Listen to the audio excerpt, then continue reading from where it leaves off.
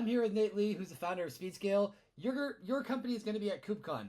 For people that want to check you out, and want to get some hot swag from SpeedScale, what are you going to be giving away at your booth? We're very excited. We're going to be at booth number S, as in Sammy, 59, S59. It looks like 559 for some reason, but it's we're in the startup section, so S59, and we're going to be giving away some Kubernetes-oriented T-shirts. I actually happen to have a couple here, so.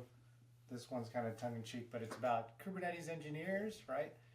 With the little SpeedScale logo on the back there. And then we have another black logo tee. Developers love wearing black, right? And then this one just says, kill me now. It's a little Kubernetes humor for you. So you can feel free to come by and grab that t-shirt. And also for the first 100 folks that come by and can tell us traffic replay is the way. Because our software replays production style traffic and simulates those conditions. If they say traffic replay is away, we've got some Yeti mugs that are pretty cool. They're like espresso size. So, Very good. Like you said, the limited edition, first 100 folks to show up, they'll get one of those. They say the magic words. Now, in terms of trends, every KubeCon we're looking at one thing or another.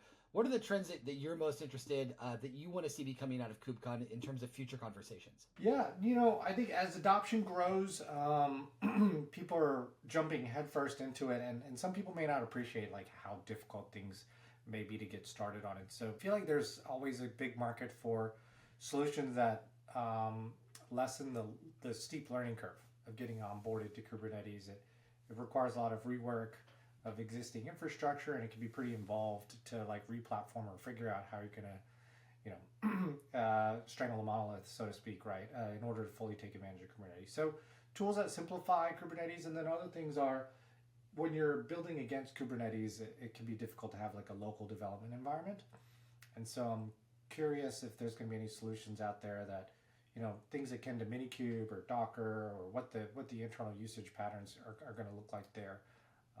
Those are trends that, at least if they're not there, I'm hoping to see have some vendors out there doing that. Now, I'll be doing interviews on site.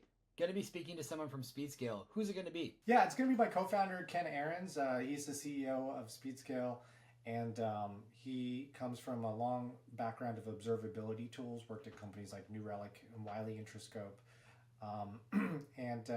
He'll be speaking about, he's a Kubernetes ninja as well. So it's funny working with these customers, we get to see how you should and shouldn't do things in Kubernetes. So he's got a lot of experience in that. So he'll be speaking with you folks there.